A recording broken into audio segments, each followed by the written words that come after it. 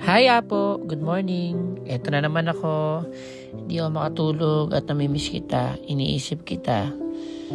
Hay, hirap. Pero hayaan mo lang na iparamdam ko sa iyo, Apo, kung gaano kita kamahal.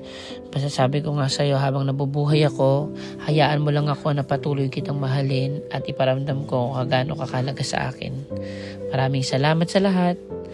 Namimiss ko lahat-lahat ng mga ginagawa natin tulad ng pagkakape, pagkakanta-kanta natin, pagbibiruan natin, pag-aawayan natin. Miss ko na lahat-lahat yun. Hayaan mo lang na iparamdam ko sa iyo araw-araw kung kagaano kita kamahal. Mabuhay man ulit ako sa mundong ito, syempre ikaw pa rin talagang pipiliin ko dahil ikaw talaga ang pinaka-the best na lola, apo ko sa buong mundo. Mahal na mahal kita, basta andito lang ako. Hayaan mo lang na mahalin kita. Mahal na mahal kita at namimiss kitang sobra. Love you, apo kong mahal.